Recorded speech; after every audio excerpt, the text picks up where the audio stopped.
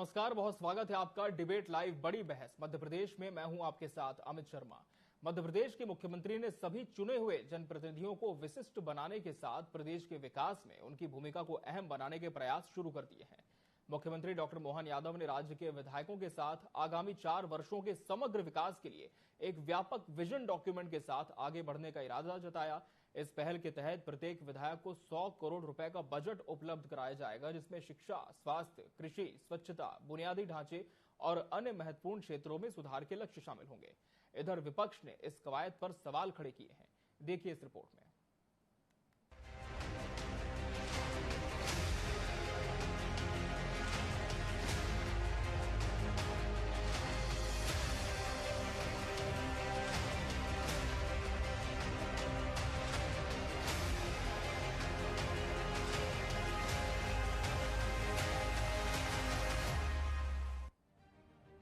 मुख्यमंत्री डॉक्टर मोहन यादव का प्रयास है कि अब विधायक खास महसूस करें और उनकी बातें अफसरों तक आसानी से पहुंचें। ये सुनिश्चित करने के लिए कि विधायकों को उनके विकास कार्य में पूरा सहयोग मिले, अधिकारियों को सख्त निर्देश दिए गए हैं।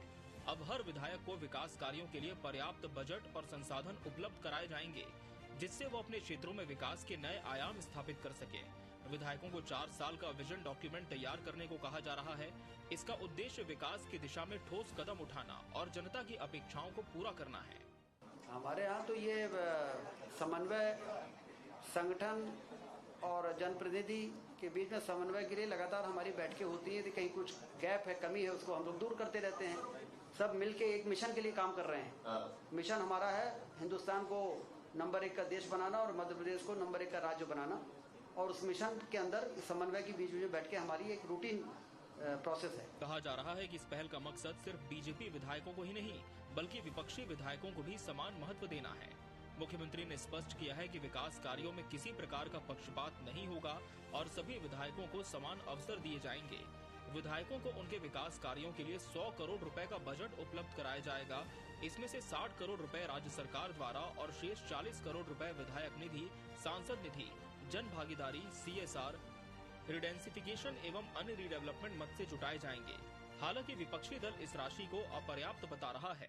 कि पहले तो माननीय मुख्यमंत्री जी इस बात को स्पष्ट करें कि जो उनके द्वारा भोपाल नर्मदापुरम संभाग की जो कल बैठक की गई थी, जिसमें सिर्फ सत्ता पक्ष के विधायकगण को बुलाया गया था, क्या ऐसी वर्तमान शासन की नीति है कि सिर्फ सत्ता पक्ष के विधायकों को ही राशि दी जाएगी, या फिर कोई ऐसी नई योजना है जो सीएम साहब ने बनाई है शासन की तरफ से, जहां हर विधायक को अगले 5 साल 100 करोड़ के काम दिए जाएंगे? ये बात सीएम साहब स्पष्ट करें, क्योंकि सीएम साहब को ये याद करना चाहिए है कि वो सिर्फ भाजपा के नहीं, बल्कि प्रदेश के हर एक जनता के मुख्यमंत्री हैं। देखिए, समन्वय और फीडबैक, इन दोनों से ही क्षेत्र का एक जो आमूलचूल विकास है वो संभव है। और ऐसे में हर्ष का विषय है, मध्य प्रदेश की सभी विधानसभाओं का रोड मैप बनाने के लिए माननीय मुख्यमंत्री डॉक्टर मोहन यादव जी स्वयं चर्चा भी कर रहे हैं और स्वयं बैठकें भी ले रहे हैं। सभी विधायकों से मिले हुए जो फीडबैक्स हैं उनके आधार पर एक समुचित रोड मैप बनाया जाएगा, ताकि उस विधानसभा की सभी जरूरतों को पूरा किया जा सके। सरकार का दावा है कि इस पहल से विकास कार्यों में गति आएगी और जनता को बेहतर सेवाएं मिलेंगी। विधायकों को राज्य शासन की प्राथमिकता वाले मुद्दों पर एक्शन की रणनीति तैयार करने का भी निर्देश है। विजन डॉक्यूमेंट में समय सीमा और जिम्मेदारियां स्पष्ट रूप से निर्धारित की जाएंगी, ताकि विकास कार्यों की प्रगति की नियमित निगरानी की जा सके और समय पर कार्य पूर्ण हो सके। Bureau report, TV 24 news.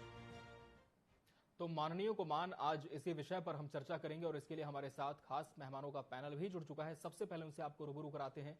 हमारे साथ बीजेपी प्रवक्ता दुर्गेश केशवानी जी जुड़े हैं। दुर्गेश जी, बहुत बहुत स्वागत है आपका इस चर्चा में। कांग्रेस प्रवक्ता संतोष सिंह गौतम जी प्रतिपक्ष का पक्ष रखेंगे। संतोष जी, आपका भी बहुत बहुत स्वागत है। वरिष्ठ पत्रकार और राजनीतिक विश्लेषक भूपेंद्र सुलेरे जी भी हमारे साथ इस चर्चा में है। भूपेंद्र जी, आपका भी बहुत बहुत स्वागत है। संतोष जी, क्यों प्रतिपक्ष को ऐसा लग रहा है कि जो राशि दी जाएगी इसमें पक्षपात किया जाएगा, केवल सत्ता पक्ष के जो विधायक हैं उन्हें इसका आवंटन होगा? देखिए, ये बात तो ये साबित होती है कि पहले भी जो भारतीय जनता पार्टी का ट्रैक रिकॉर्ड रहा है वो काफी पक्षपातपूर्ण रहा है। और हमने देखा है पिछली सरकारों में भी कि कांग्रेस के क्षेत्र किस प्रकार से उनको मदद नहीं पहुंचाई गई, उनको पर्याप्त राशियां उपलब्ध नहीं कराई गई। तो मैं समझता हूं कि एक अच्छी पहल हो सकती है यदि ये पक्षपात रहित हो और सब विधायकों को बराबर का अधिकार मिले, सबको समान राशि वितरित हो। लेकिन इसके साथ ही हमको यह भी देखना होगा मुख्यमंत्री जी को कि अच्छी नियत से किया गया काम यदि बाद में भ्रष्टाचार की भेंट चढ़ता है, जैसा कि हमने मध्य प्रदेश की पुरानी 20 साल पुरानी सरकार का ट्रैक रिकॉर्ड देखा है कि ये भ्रष्टाचार का पर्याय बन चुकी है और हर क्षेत्र में भ्रष्टाचार हुआ है। तो ये भी राशि कहीं भ्रष्टाचार की भेंट न चढ़े, इसके लिए प्रॉपर मॉनिटरिंग भी होना चाहिए और किसी भी प्रकार से किसी भी विधायक को भेदभाव नहीं होना चाहिए। चीजें सही जगह लग रही है कि नहीं लग रही ये देखा जाना चाहिए और इसके लिए जो बजट जो किया गया अलॉट किया जाएगा उसकी जो भरपाई होगी या उसके लिए क्या नए राजस्व के साधन डेवलप किए जाएंगे, ये सब चीजें हमको देखना होंगी। क्योंकि भारतीय जनता पार्टी की पूरी सरकार में हमको अभी तक विजन का अभाव दिखा है। 6 इन्वेस्टर्स मीट अब तक हो चुकी हैं लेकिन एक भी इन्वेस्टमेंट धरातल पर नहीं उतरा है। लगातार बेरोजगारी बढ़ती जा रही है। रेत और शराब के सिवा हमारे पास आय के दूसरे संसाधन है नहीं। तो हम किस प्रकार से अपने राजस्व को बढ़ाएंगे, कैसे लाडली बहना जैसी योजनाओं के लिए और राशि उपलब्ध कराएंगे। ये 3000 की राशि जो वादा किया है इन्होंने, जो कि मोदी की गारंटी के नाम पे कहा गया था, वो कब दे पाएंगे। और ये सब राशि तो अलॉट की जा रही है लेकिन किसानों को उनका समर्थन मूल्य क्यों नहीं मिल रहा है। चलिए विजन की बात यहाँ पर एक बार फिर से विपक्ष ने कही है। दुर्गेश जी, विजन कैसे क्लियर होगा? विपक्ष को यही लग रहा है कि योजना तो आपने बहुत अच्छी बना ली है लेकिन पक्षपात नहीं होगा और जो राशि दी जाएगी वो सही जगह पर उसका उपयोग हो, ये कैसे सुनिश्चित करेंगे? देखिए अमित जी, विपक्ष क्योंकि राहुल गांधी की पार्टी के लोग हैं, ये मुंह की जमा सबकी पूरी करेंगे। ये आज तक उन्हीं मुद्दों को लेकर आगे बैठ के बातें करते हैं जो जाके जनता की अदालत में ये नाकारा जा चुके हैं सबकी। और उसके बाद भी ये वही का वही एक ही बातों को करते हैं। जनता इनसे विमुख हो गई, जनता इनके साथ है नहीं। अब इनके धड़े, इनके गुट, इनके जो टुकड़े हैं, इनके जो कबीले हैं, वो अपनी अपनी बात रखते हैं जनता के माध्यम से कि जनता इनका कोई भी मूवमेंट बता दीजिए, कोई सतत इन्होंने कोई ऐसा कोई बड़ा आंदोलन कर दिया हो प्रदेश में, ऐसी कोई बात कर दी। अभी भ्रष्टाचार की बात कर रहे थे हमारे मित्र। अगर कोई भ्रष्टाचार की बात होती तो कहीं अदालतें में जाते, कहीं कोई साक्ष्य होते, कहीं कोई एविडेंस होते, कहीं कोई प्रूफ होता है इनके पास। ये कुछ भी नहीं, ये सिर्फ इनकी मुंह की जमा खर्ची है जो ये अपने आप को बनाए रखने के लिए करते। विषय पे आ जाए अपन अब इस पे कि निश्चित ही जो माननीय मोहन यादव जी के प्रयास हैं, विधायकों को बैठकर 1-to-1 चर्चा हो रही है, रोड मैप तैयार हो रहा है कि मध्य प्रदेश और कैसे विकसित हो और कैसे हम इसको गति देने का काम करें और कैसे माननीय मोदी जी की मंशा के अनुरूप टॉप 3 राज्यों में मध्य प्रदेश आए। तो हम उसके लिए काम कर रहे हैं, सतत काम कर रहे हैं, विधायकों के साथ बैठ रहे हैं, रोड मैप तैयार किया जा रहा है। पर कांग्रेस अगर आरोप लगाने का काम कर रही है, आलोचना करने का काम कर रही है, तो उनको भी बताना चाहिए क्या वो लोग कभी नेता प्रतिपक्ष के साथ बैठ के विकास की बात की है? क्या इनके नेता प्रतिपक्ष ने कभी मिलकर सब विधायकों से जानने का प्रश्न किया कि उनके यहाँ क्या समस्या है, क्या नहीं? ये सिर्फ मीडिया में कैसे बने जाए, मीडिया में सुर्खियों में हम कैसे आ जाए। हम विपक्ष में हैं तो विरोध का जो जनता ने इनको अधिकार लेकिन दुर्गेश जी, उनकी ये चिंता कैसे दूर करेंगे कि जो राशि होगी उसमें पक्षपात नहीं होगा? देखिए निश्चित रूप से हम माननीय मोहन यादव जी प्रदेश की 8.5 करोड़ जनता के मुख्यमंत्री, समुचित प्रदेश का विकास कैसे हो, समुचित प्रदेश में जो उसका लिए उसके लिए पूरी कार्य योजना बन रही है। इनमें इनको विचलित होने की जरूरत नहीं है, पर इनको आरोप लगाने की भी जरूरत नहीं है। और हम इनके आरोपों से विचलित भी नहीं होते हैं और भयभीत भी नहीं होते। ये इस तरह के काम करते रहते हैं, इनको करने दीजिए। हम प्रदेश के विकास के लिए हम राजनीति में एक सेवा के मिशन को लेकर है। निश्चित रूप से हम हर क्षेत्र में काम करेंगे। हम जनता, प्रदेश की 8.5 करोड़ जनता के लिए काम करेंगे। बिल्कुल। तो कहीं ना कहीं भूपेंद्र जी, जो विजन है सरकार का वो बहुत ही स्पष्ट है, बहुत ही क्लियर है और हम कह सकते हैं कि बहुत ही बढ़िया विजन अगर धरातल पर इसे लागू किया जाता है, लेकिन ये लागू कैसे होगा? और विपक्ष की जो चिंता है वो कितनी आपको वाजिब लगती है कि जो सत्ता पक्ष के विधायक हैं, जैसे कि अक्सर आरोप भी लगता रहा है कि जो मुख्य विषय हैं उनके लिए हो जाते हैं, पक्षपात यहां पर हो जाता है, ये चिंता का समाधान कैसे हो और किस तरह से ये पूरा जो प्रोसेस है वो इंप्लीमेंट होना चाहिए मध्य प्रदेश में? देखिए, देश में राजनीति में जो निर्णय लिए जाते हैं वो जनता को देखते हुए और अपने संगठन और सत्ता की पुनर्वापसी के लिए लिया जाता है। तो निश्चित रूप से 100 करोड़ का जो 4 साल का रोड मैप के लिए उन्होंने हर विधानसभा में किया है, जिसमें लगभग 230 विधानसभाएं हैं मध्य प्रदेश में। अगर हम इससे कहें तो लगभग 23,000 करोड़ रुपए 4 साल के लिए पैसा रखा है, और अगर वैसे कहें तो लगभग 8,500 करोड़ रुपए प्रति वर्ष के हिसाब से उन्होंने बजट रखा हुआ है। इसमें उन्होंने भागीदारी तय करी है, 60% राज्य सरकार देगी और 40% उनके जो विधायक और सांसद के और जो अन्य पैसा का जो बजट अलॉटमेंट होगा उसके तहत होगा। लेकिन जो अलॉटमेंट होगा तो वहां पे जो योजनाएं होंगी वही टैग लग के फिर से योजनाएं उसी विधानसभा में वो हो जाएंगी। जैसे जिला पंचायत का फंड आता है, पीएचई का फंड आता है, वो फंड मिला के जिला सरकार का फंड हो जाता है और उस फंड की भागीदारी में जो विधायक और सांसदों को भी हिस्सेदारी दी जाती है। तो वो इस तरह से हो जाए। जब इसका विजन क्लियर होगा, जब इसमें क्रियान्वय होगा, जब ये समझ में आएगा कि अभी तो क्या है, ये टैगलाइन बन गई और टैगलाइन के अनुसार ये काम किया जा रहा है। तो एक विधायकों के लिए अपने कार्य क्षमता, एक आर्थिक रूप से मजबूती के लिए उनके लिए एक साधन मिला। अब बात यहाँ पे ये होता है कि जो ब्यूरोक्रेसी है, ब्यूरोक्रेसी से बिना उनका जो विजन कैसे बनेगा, क्योंकि बिना तालमेल के अगर वहां के सीओ हो या फिर वहां के कलेक्टर हो, तो इस तरह से अगर योजनाएं नहीं बनेगी, उनका समन्वय नहीं होगा सत्ता के साथ, अगर कार्यपालिका का समन्वय नहीं होगा तो वो विजन क्लियर नहीं हो पाएगा। तो उनने मोहन जी ने ये भी कहा है कि सत्ता के साथ साथ जो वहां के जो ब्यूरोक्रेट हैं वो भी उनके साथ सहयोग करें। अब देखिए, ये तो अभी शुरुआत है, इसकी घोषणा हुई है, लेकिन निश्चित रूप से विपक्ष पार्टी को तो ये लगता ही है, और आज के राजनीति के परिवेश में ये देखा जाए तो लोकतंत्र की जगह थोड़ा एक प्रतिस्पर्धात्मक और प्रतिरोधात्मक कार्रवाइयां शुरू हो गई हैं। ये तो जग जाहिर है, क्योंकि अपनी लाइन बड़ी करने के लिए दूसरे की लाइन तो कम करनी पड़ेगी, अपने संख्या बल बढ़ाने के लिए दूसरा का जनतंत्र को तोड़ना ही पड़ेगा। तो जैसे अब मध्य प्रदेश में हो चाहे पूरे भारत में, ये देखा जा रहा है कि विपक्ष पार्टियों के नेता उनके उसमें आ रहे हैं और विपक्ष कमजोर हो रहा है, और इस निश्चित रूप से उनकी भागीदारी के लिए, क्योंकि अगर वो वहां का जो उनका सिस्टम होगा, वहां उनका तंत्र होगा, जो उनका पार्टी के जो पदाधिकारी होंगे वो उसका लाभ लेना चाहेंगे और उसके तहत वहां पे वो सीट को अपने कैप्चर में जो सत्ता पार्टी करना चाहेगी।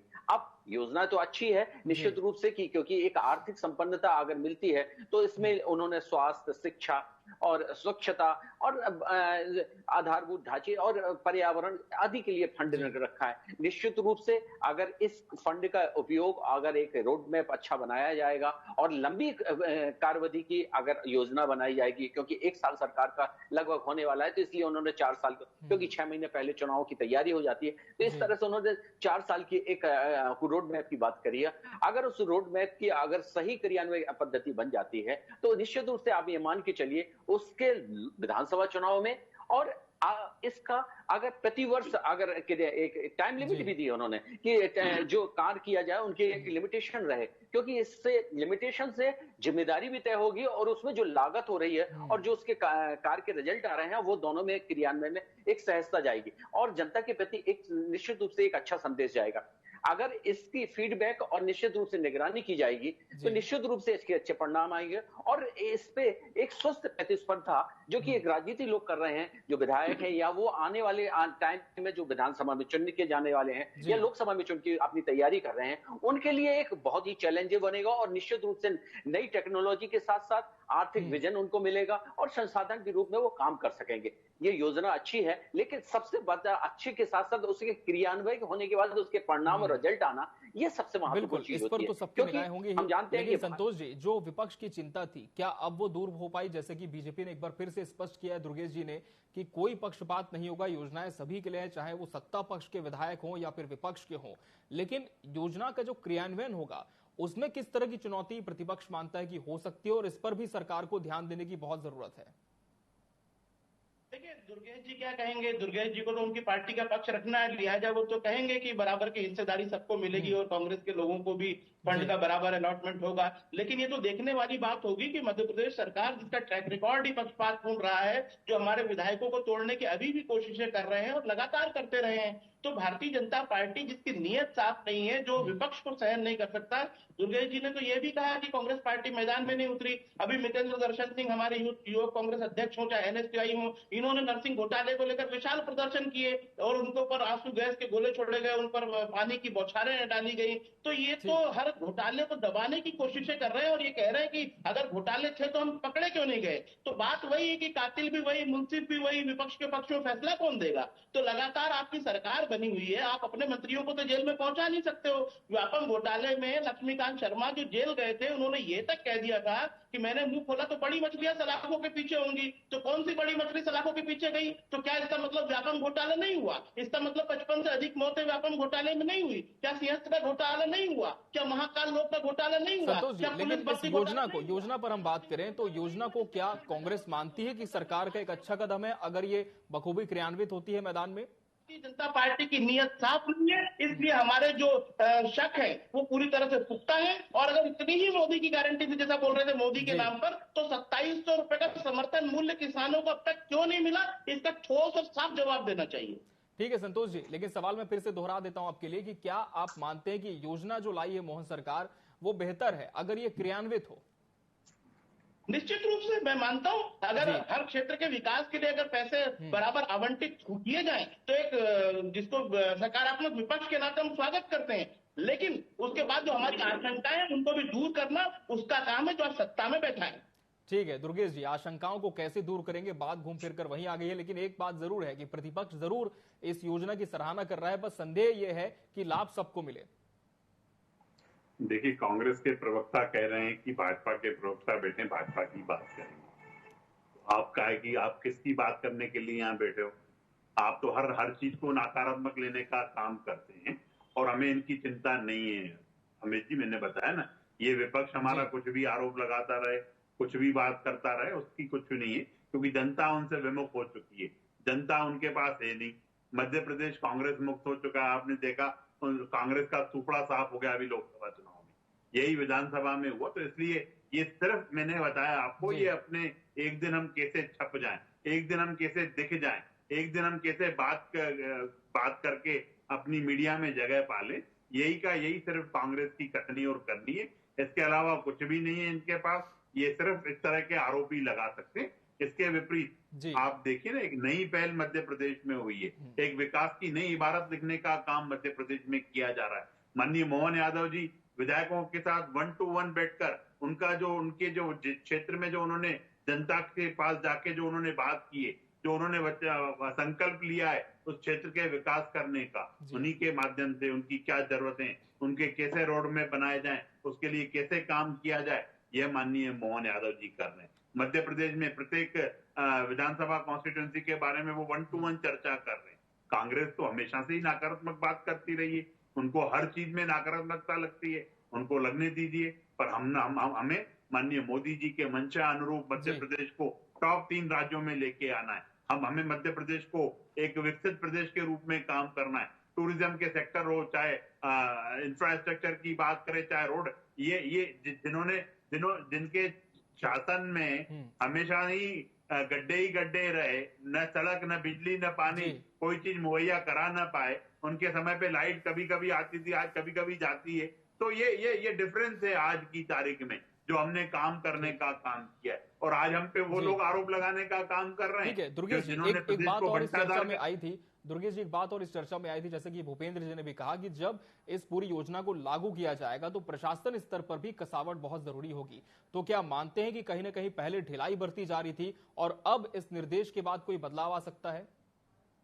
देखिए, हमेशा सतत बैठकों के माध्यम से, बैठकें कार्य पद्धति का हिस्सा रहती है, उनके माध्यम से बहुत सी चीजें समय समय पर समय के हिसाब से निकल कर आती है। अब आप एक बात बताइएगा, जब 90s का दौर चल रहा था और हम उस समय डिजिटल क्रांति की बात करते तो संभव नहीं था।